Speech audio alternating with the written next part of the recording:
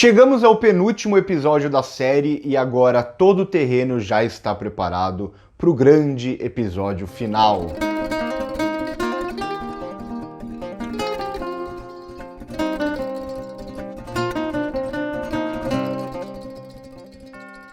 Esse episódio vem muito para reforçar o tema central da série, o legado, a história, o passado, a importância de manter um legado vivo. E aqui a gente vai falar muito em símbolos também. A série nunca chegou a abandonar muito essa ideia de legado, ela meio que sempre foi o tema central da série, só que em alguns episódios passados ela acabou ficando um pouco menos evidente. E nesse episódio, a ideia de legado ela volta com toda a força, desde o começo com o escudo cheio de sangue, algo que a gente já tinha visto no episódio passado e o quanto isso representa, e todos os desdobramentos que o episódio vai ter. Então o episódio ele já começa com a defesa do legado do Capitão América, do escudo. Então a gente vê o John Walker com esse escudo cheio de sangue e o Buck e o Sam indo pegar esse escudo de volta para eles. O escudo sempre deveria ter ficado com eles.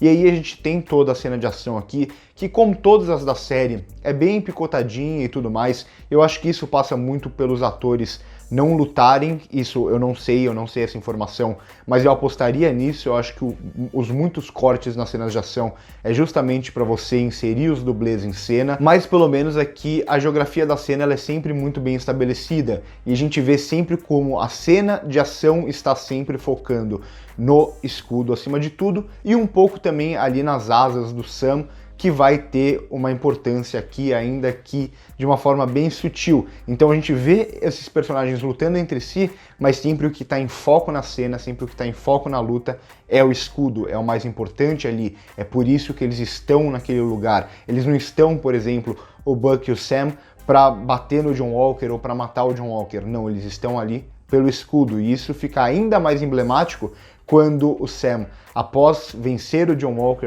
ele e o Buck, ele pega o escudo e a primeira coisa que ele faz é limpar o sangue do escudo. Não poderia ser mais emblemático do que isso. E em seguida, após essa briga que a gente vê as asas ali do Sam sendo destruídas, ele opta pelo escudo, o escudo antes das asas. Ele sabe que a partir de então o importante é manter esse legado vivo, e ele acaba deixando as asas ali pro Torres.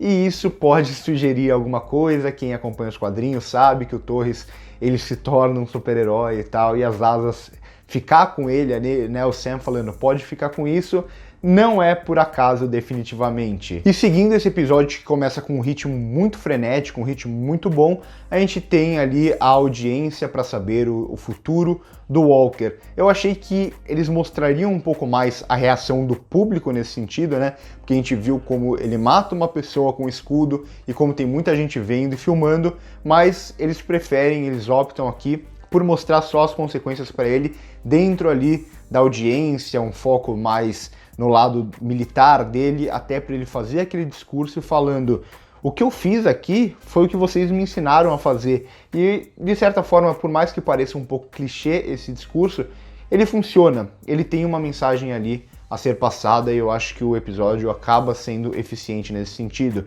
Então, o episódio, por mais que a gente veja o John Walker tendo quase que o passo final nessa transformação dele para se tornar mesmo um vilão e tudo mais, a gente ainda vê um pouco de humanidade dele, desde a primeira cena, como ele está atormentado por tudo aquilo que ele fez. Ele para pensar e ele, de certa forma, ele percebe que algo ali não está certo.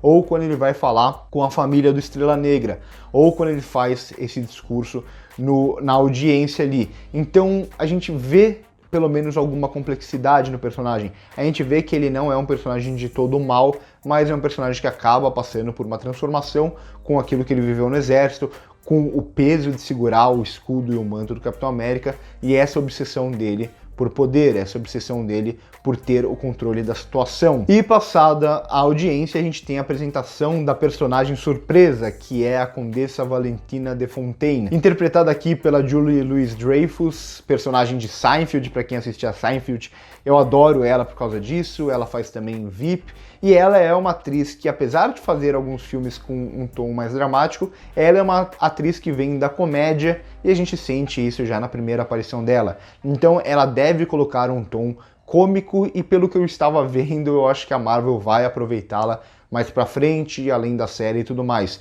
Ela era a personagem que já falavam, vai ter uma personagem surpresa nesse episódio.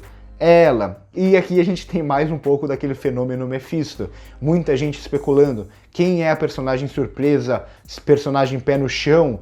Muita gente especulando que podia ser a She-Hulk, ou que poderia ser o Cavaleiro da Lua, ou muitas especulações, e no final era uma personagem que ninguém estava esperando. E ela, nos quadrinhos, ela tem meio que algumas versões, né, como muitos personagens dos quadrinhos, mas ela pode trazer um pouco da ideia de invasões secretas. Nos quadrinhos ela tem uma ligação forte com a SHIELD, em algum momento com a Hydra também, mas ela tem um envolvimento ainda maior no que diz respeito aos Skrulls. E o que tem de mais interessante talvez nessa conversa dos dois é ela falando sobre o escudo não pertencer a uma pessoa, o escudo não pertencer ao governo também, apesar do governo achar que o escudo pertence a ele. Não é bem assim que funciona, e isso vai ser interessante aqui, até porque muito da série passa pelo legado, quem vai ficar com o escudo e tudo mais. Em seguida a gente tem provavelmente a finalização do Barão Zemo aqui na série. Gosto da finalização dele, uma finalização pé no chão, como foi todo o arco do personagem, e vindo principalmente a partir do Buck e das Dora Milaje, que foram as pessoas que sempre mais interligaram com o Zemo em toda a história do MCU, e também que foram mais afetados por ele também, né? O Buck sendo controlado por ele, as Dora Milaje perdendo o grande líder por causa do Zemo, e agora levando ele para a prisão. Ainda assim, o Zemo e a interpretação do Daniel Bru aqui é muito boa para dar esse toque final do personagem, que eu acho que ele pode voltar no MCU em algum momento, mas aqui na série ele provavelmente tem a finalização dele. Eu pensava a mesma coisa das Dora Milaje, mas pela fala final ali do Bucky para elas, meio que deixa uma sugestão de que ele vai precisar delas mais uma vez, e provavelmente isso vai acontecer no último episódio. Passado essa quase primeira metade, na verdade isso acontece em ali 20 minutos de episódio, o que vem a seguir é uma desaceleração do episódio e é algo, um tom, né, muito mais dramático a partir de então, colocando muito do público para refletir também. Então tem a conversa aqui do Azeia com o Sam, que é muito boa, muito impactante, e o Azeia ele vai falar muito mais uma vez sobre legado, sobre história. Então ele fala o que aconteceu com ele, que ele teve que ser dado como morto, e ele fala até uma frase que é muito impactante: me deixa morto, não me traz de volta, eu quero ficar aqui, me deixa aqui no meu canto. E o fato dele mostrar a cicatriz também dele é muito relevante aqui. Eu falo dos símbolos, e aqui não é só aquela cicatriz. Aquela cicatriz representa muitas cicatrizes dos negros ao longo da história dos Estados Unidos. E o que ele vai falar, todo o discurso dele vai envolver a América para os americanos brancos. E é assim que quem estuda história sabe que foi desenvolvido os Estados Unidos, que tem todo esse lema de liberdade, que cada um pode ser o que quiser, mas no fundo cada um pode ser o que quiser desde que você seja branco. Essa conversa é muito impactante, e a gente vê que o Sam ainda está digerindo isso, mas no final ele vai acabar aceitando o escudo por outros motivos. Eu não acho que ele aceitar o escudo enfraquece todo o discurso do Azeia. Comentem aí embaixo o que vocês acham nesse sentido. Se o Sam aceitar o escudo enfraquece tudo aquilo que o Azeia fez, ou se tem um propósito que faz sentido para a vida do Sam. Eu fico mais com o segundo aqui, mas queria escutar muito o que vocês têm a dizer sobre isso. Se vocês acharam que eu tinha parado de falar de legado nesse episódio, não, a gente tem mais um símbolo de legado aqui, que aí já é um símbolo muito menor para a família do Sam. O construir o barco, ou o reformar o barco e manter o barco, é manter o legado daquela família viva. Então o episódio ele vai trazer muitos e muitos e muitos símbolos que vão trazer sempre o legado, sempre a história, sempre o passado como foco aqui. E isso vai acontecer também no barco, em um momento que o episódio desacelera por completo. Achei isso muito interessante, ainda mais por se tratar de um penúltimo episódio, que geralmente tem aquele negócio de preparação e de trazer várias e várias informações, geralmente é assim que acontece nas séries. Aqui eles preparam o terreno antes e eles se permitem desacelerar e trazer um tom mais dramático nesse episódio. Para mim funcionou muito bem isso. Comentem aí embaixo o que vocês acharam. Muito da relação também do Buck e do Sam, porque eles tinham sido colocados na ação por vários e vários episódios. E durante toda a série a gente acabou não tendo tanto essa conexão dos dois mais próximos, os dois interagindo, os dois se aproximando.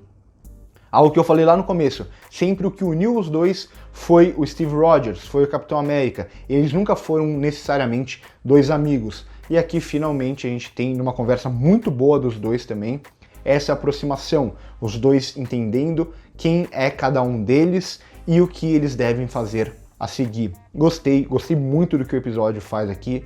Confesso que eu não esperava, fiquei bem surpreso. E além do Sam finalmente agora aceitar o escudo tá com quem o Capitão América sempre quis, com quem o Steve Rogers sempre quis, a gente tem mais algumas coisas aqui no episódio. A primeira é: quem é o Mercador do Poder? Talvez essa seja uma pergunta para o último episódio, mas aqui começa a sugerir cada vez mais forte que o Mercador do Poder é realmente a Sharon Carter, algo que se especulava até então. Vamos ver se eles confirmam isso no próximo episódio ou se é apenas uma pista falsa e tal.